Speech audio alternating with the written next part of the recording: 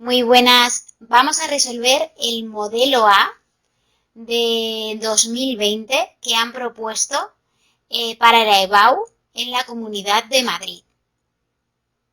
Es muy interesante que veáis este vídeo, seáis de la Comunidad de Madrid o no, porque creo que al final, todas las comunidades van un poco de la mano o suelen estar unas influenciadas por otras y pueden tomar referencias y creo que os puede resultar interesante este análisis, escuchar este examen, cómo yo lo resolvería y luego ya vosotros, como sabéis, podéis darle vuestra personalidad, vuestros matices y un poco el cómo vosotros hayáis preparado esta asignatura. Porque la realidad de este examen es que aquí nos ponen un texto, en el texto que nos ponen hay 3 preguntas que son subjetivas, porque la pregunta 3, que es elaborar un texto argumentativo a favor y en contra de que la conversación presencial se esté perdiendo, es un tema que vas a enfocar tú de manera individual de acuerdo a tu forma de pensar. Lo único que tienes que tener claro es una estructura que cumpla unas condiciones favorables para ser una argumentación a favor y en contra. La pregunta A2, que es redactar un resumen del contenido del texto, también es subjetiva porque es un resumen que tienes que contar en poquitas líneas y la percepción que vamos a tener cada uno del texto no es la misma. Con lo cual, el abanico de posibilidades se abre bastante. Al final, lo que hay que tener claro o lo que hay que hablar es de las ideas principales, pero aquí no hay nada que sea completamente correcto o completamente incorrecto. Con esto quiero decir que la resolución que voy a hacer del examen creo que os puede servir, que os puede guiar, que os puede servir de referencia, pero el examen que vosotros hagáis será completamente diferente al mío, en referencia a estas 3 preguntas. Luego, la pregunta A6 es literatura, es la poesía española de 1939. Bueno, pues esto dependerá del resumen que tú te hayas aprendido de tus apuntes de literatura. Y claro, pues va a ser también distinto a lo que yo voy a contar, que es el resumen que yo he realizado de ese tema y que si lo quisieras adquirir, puedes ir a los vídeos que hay en concreto de esa temática dentro de la asignatura y pinchar en el enlace de la descripción del vídeo donde puedes comprarlos en papel o en ebook en Amazon, si no tuvieras apuntes o si te hubiera gustado lo que voy a hacer a continuación. La pregunta 7, que es comentar los aspectos más relevantes de la obra española que haya leído entre 1900 y 1939, pues también va a ser distinto, porque probablemente la valoración crítica que yo haya hecho, que yo recomiende, quizá no es la que tú te has preparado, la que tú has leído en clase. No obstante, si te gusta, también pues puedes buscar en los vídeos la valoración crítica en cuestión, que también estará dentro del canal, y lo mismo. Desde Aprobamos Juntos hemos redactado un libro y un ebook, tanto en papel como en ebook, con un montón de valoraciones críticas de un montón de obras más representativas de la literatura castellana en cada uno de los periodos, por si os interesa o no tenéis material suficiente o el material que tenéis no os gusta o no os ha servido o no ha estado bien puntuado, pues para que os pueda servir también. Lo que sí está claro es que la pregunta A4 y la pregunta A5 deberían coincidir, porque uno es analizar sintácticamente una oración, aquí tenemos que estar de acuerdo, y el A5, en concreto en el modelo A, era indicar la categoría gramatical o clase de palabras perteneciente invulnerables, analizando su estructura morfológica y señalizando a qué proceso de formación de palabras corresponde. Con esto quiero decir que realmente lo que tiene que estar exactamente igual a lo que yo os voy a contar es la pregunta A4 y la A5. La A1, la A2, la A3, la A6 y la A7 os pueden servir, os pueden ayudar, os pueden inspirar, pero no tienen por qué ser iguales. Y dicho esto, este rollazo que os he metido, empezamos. Bueno, pues el texto que veis proyectado es el que han planteado en el modelo A. como sabéis, este texto es la base para resolver la pregunta A1 y para resolver la pregunta A2 y os puede servir para tener ideas para elaborar la pregunta A3 de la argumentación a favor y en contra. Ahora lo vemos. Lo primero que tenéis que mirar en el texto antes de empezar a leerlo es ir a la parte final y ver que está escrito por Ángeles Mastretta, Los conversadores en el mundo iluminado 1999. Entonces, sin leerlo, ya sabéis que se trata de un ensayo humanístico, probablemente. No se trata de un artículo periodístico porque no está publicado en un periódico. Con lo cual, ya tenéis la idea compuesta de lo que podría ser la respuesta 1C. Hay que leerlo, hay que analizarlo, ¿vale? Y hay que dar más datos que desarrollaremos en la pregunta 1B, pero ya de inicio sabéis esto. Entonces, lo primero que tenéis que mirar es esto. Si está publicado en un periódico o si, por el contrario, es una publicación o es un extracto sacado de un libro y se puede catalogar como un ensayo. Dicho esto, vamos a leer el texto juntos y posteriormente procedemos a su análisis. Yo vengo de un tiempo humano, cada vez más remoto, en el que conversar era el don, el privilegio y la costumbre más encomiable.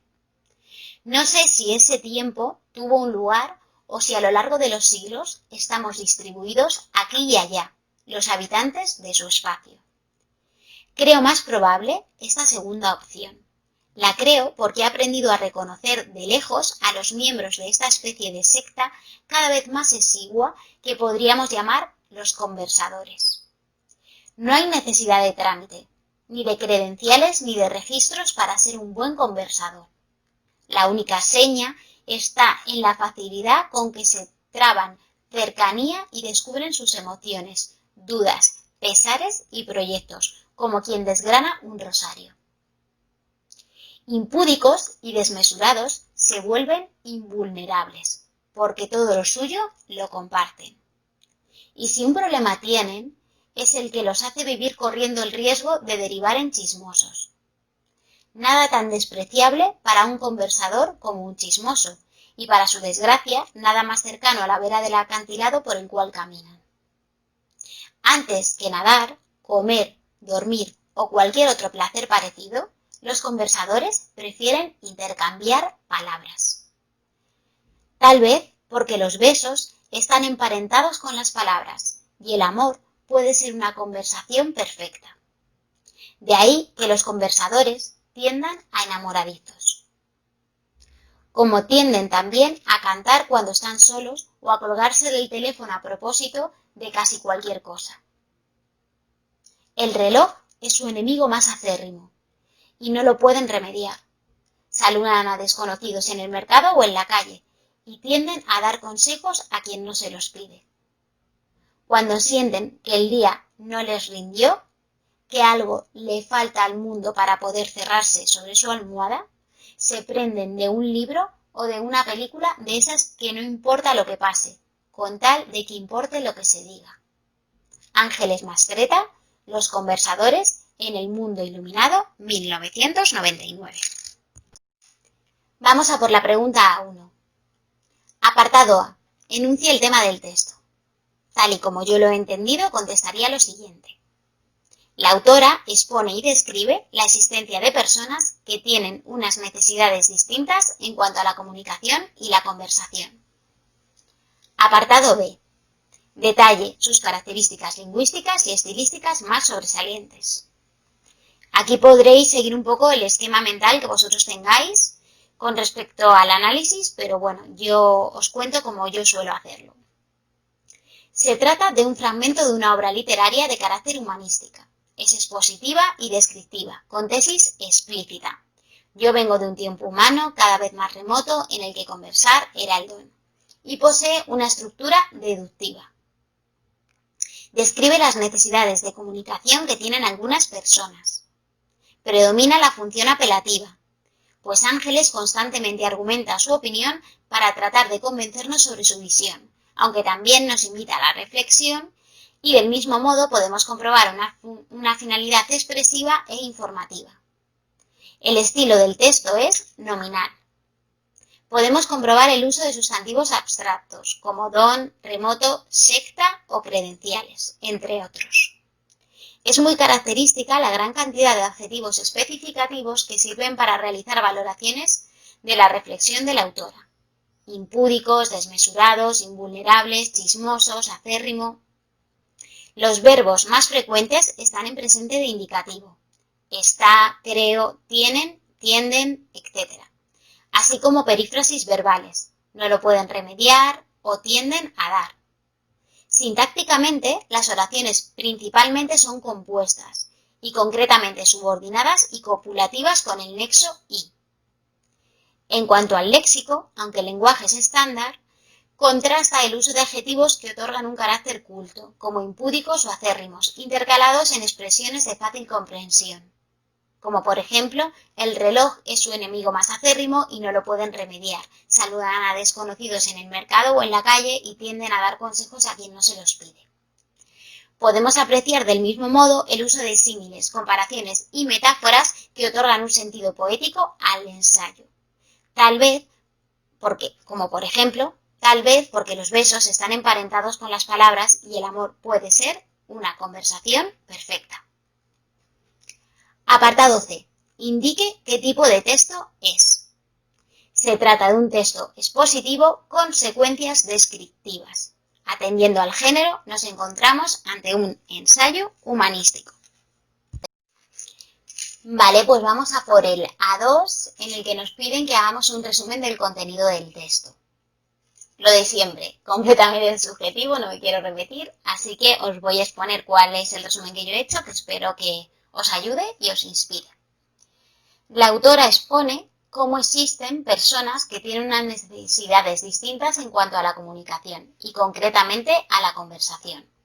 Este hecho le permite construir una definición de las características y atributos comunes a los conversadores, reflexionando sobre el tiempo que invierten en ello, sobre su inquietud en la lectura y el cine y el delicado límite que existe entre la reflexión, la expresión y los chismes, cotilleos y juicios.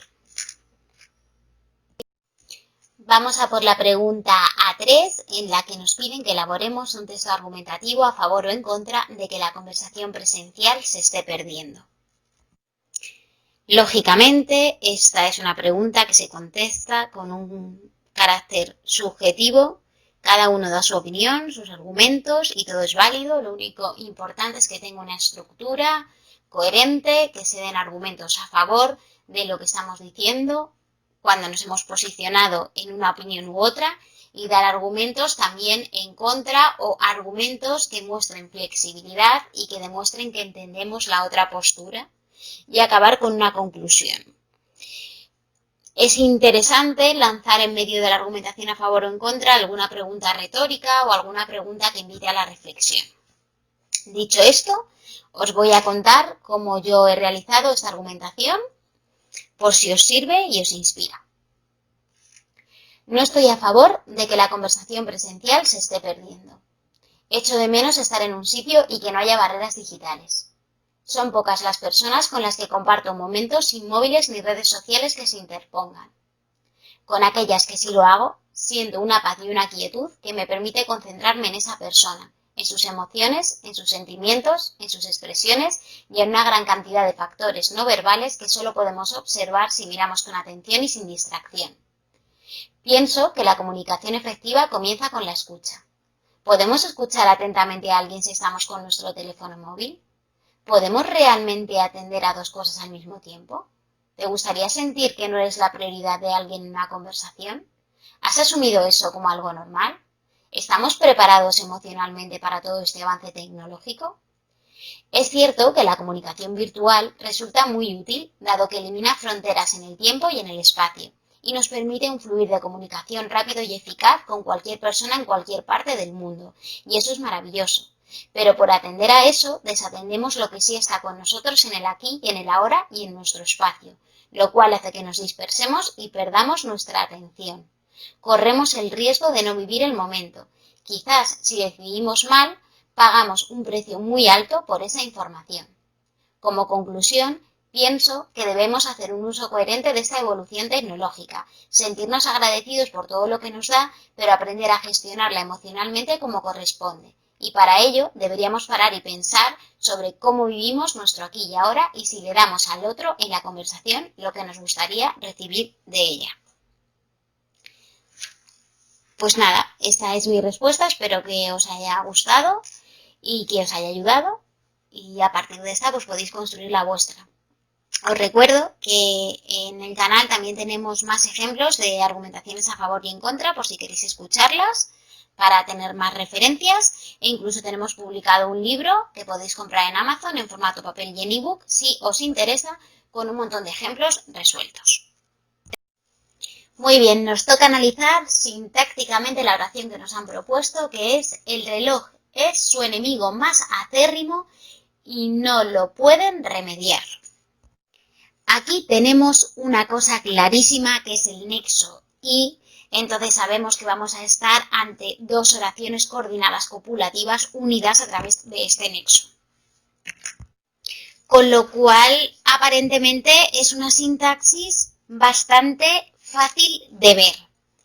Vamos con la primera parte de la oración, el reloj es su enemigo más acérrimo. Bueno, pues tendríamos una oración coordinada copulativa, donde el reloj es el sujeto, él es un determinante y reloj es el núcleo, es su enemigo más acérrimo, es el predicado, ojo, verbo es, ser, con lo cual tenemos un atributo, su enemigo más acérrimo, donde su es el determinante, enemigo es el núcleo, y más acérrimo va a ser un complemento del nombre, donde acérrimo es el núcleo, porque es un adjetivo, y más es un modificador. Aunque también podría considerarse o podría validarse como un cuantificador, ya que puede cuantificar la cantidad de acérrimo que eres o puede modificar la cantidad de acérrimo que eres. La segunda parte de la oración, iba a decir de la ecuación, de la oración, no lo pueden remediar. Es una oración coordinada copulativa también, donde no lo pueden remediar es el predicado. Lo es un complemento directo, no es un modificador, aunque también, ojo, se podría admitir un complemento circunstancial de negación, las dos cosas son válidas. Lo es un complemento directo y pueden remediar es el núcleo de ese predicado. Pero ojo, pueden remediar también puede ser una perífrasis verbal. Y todo sería correcto. Así que con esto quedaría analizada sintácticamente la oración y finalizada la pregunta A4. La pregunta A5. Teníamos que analizar la palabra invulnerables. Lo primero decir que es un adjetivo. Su estructura morfológica es, por un lado, in, por otro lado, vulnera, por otro lado, ble y por otro lado, la s. In es un prefijo derivativo. Vulnera es la raíz o lexema. Ble es un sufijo derivativo. Y la s es un morfema flexible de número. Y se trata de una palabra derivada. Y con toda esta información transmitida habíamos finalizado la respuesta de la pregunta A5. Vamos a por la pregunta A6. Nos pedían la poesía española de 1939 a finales del siglo XX, tendencias, autores y obras principales. Voy a pasar a leeros mi resumen. Si os gusta, podéis comprar el libro en papel o en ebook en Amazon en la descripción del vídeo, que os dejaremos el enlace directo a lo que es nuestros apuntes de literatura. Si no, pues usar los vuestros, que seguro que ya lo tendréis preparado de clase y ya os lo sabréis, perfecto. Si queréis escucharlo, genial, porque supongo que os ayudará a consolidar el aprendizaje que probablemente ya tengáis. Empezamos. La poesía de 1939 a finales del siglo XX. Nos encontramos ante un periodo claramente marcado por los acontecimientos económicos, políticos y sociales derivados de la Guerra Civil Española, de la dictadura de Franco y del inicio del periodo democrático. En poesía supone un año cero por la muerte, exilio y silencio de los poetas de la brillante etapa anterior. 1. Década de los 40. Se caracteriza por una situación negativa a nivel nacional, una dura posguerra y a nivel internacional, la Segunda Guerra Mundial. Los 40 se caracterizan por ser una época de aislamiento internacional y una división nacional entre los que se manifestaban a favor de la dictadura y los que actuaban desde el exilio. La poesía arraigada de aquellos poetas afines al franquismo evita cualquier crítica o visión negativa. Destacan aquí Leopoldo Panero y Luis Rosales. La poesía desarraigada es la de aquellos que marcharon al exilio y está claramente influida por el existencialismo filosófico, abogando por una poesía más directa, menos retórica y más comprometida con el ser humano. Destacamos aquí autores como Miguel Hernández, con obras como El rayo que no cesa, Viento del pueblo y su libro póstumo Cancionero y romancero de ausencias. Otros autores de gran importancia, los cuales sobresalen por su ruptura temática y formal, son Vicente Aleixandre, con Sombra del paraíso, y Dámaso Alonso, con Hijos de la ira. 2. Década de los 50. Durante los años 50 se inició una cierta apertura al exterior y un desarrollo económico que mejoró las condiciones de vida. Este hecho se vio reflejado en la poesía social, la cual pretende mostrar la verdadera realidad del ser humano y del país, denunciando las injusticias y usándola como un instrumento para transformar el mundo. Se pasa así del yo al nosotros. Como tema principal, destaca la preocupación por España y el recuerdo de la superación de la guerra civil, dirigiéndose así a la inmensa mayoría, con un lenguaje directo y coloquial. Destacamos poetas como Blas de Otero, con Pido la paz y la palabra, y José Hierro, que escribe Cuanto sé de mí, así como Celaya, con su obra Cantos íberos. 3. Década de los 60.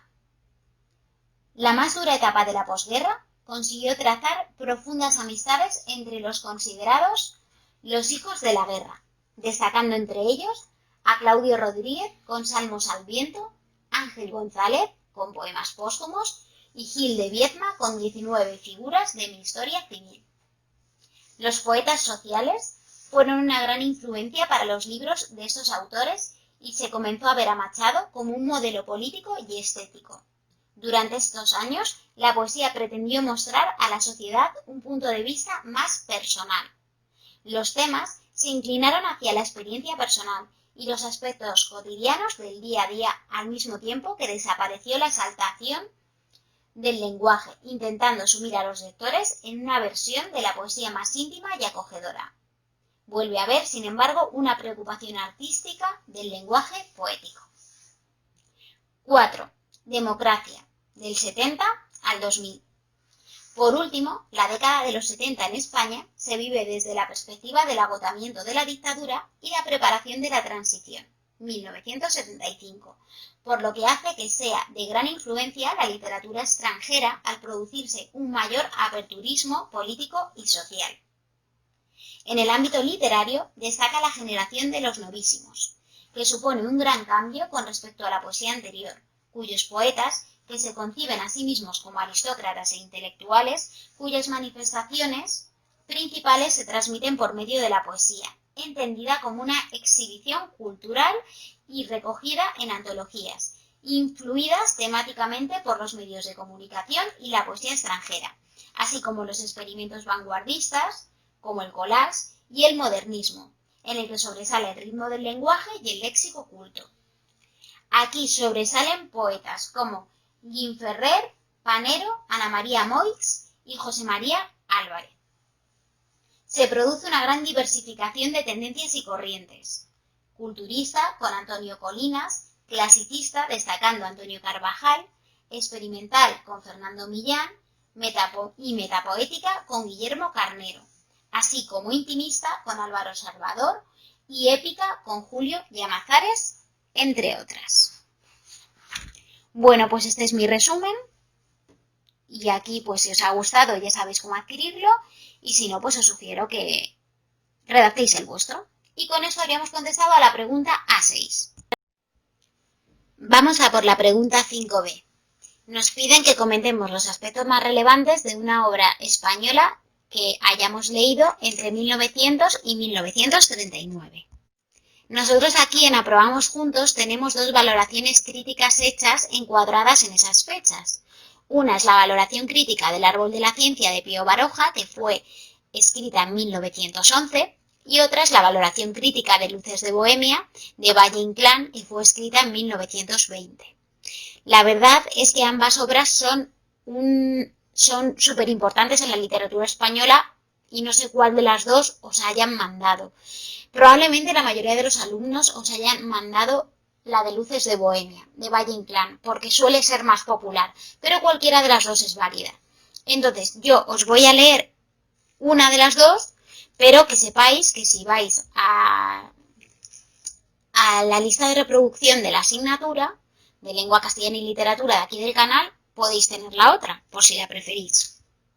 Y del mismo modo deciros que si os gusta esta valoración crítica y queréis tenerla, pues la podéis comprar o en ebook o en papel, el libro de todas las valoraciones críticas que hemos realizado, que son pues como mínimo 2 encuadradas dentro de cada periodo, por si los necesitáis. Bueno, pues dicho esto, voy a hacer la valoración crítica de Luces de Bohemia porque creo que probablemente es más popular y todos la hayáis leído, o la mayoría la haya leído. Empiezo. Valoración crítica. Luces de Bohemia, 1920. Obra escrita por Ramón del Valle Inclán. Se publicó por primera vez en 1920 en una revista y 4 años después en forma de libro. Es el primer esperpento del autor, después de que cultivara sucesivas etapas del teatro modernista. La obra recoge las últimas horas del escritor modernista ciego Max Estrella y su recorrido nocturno por el Madrid de la época, que finaliza con su muerte a las puertas de su casa.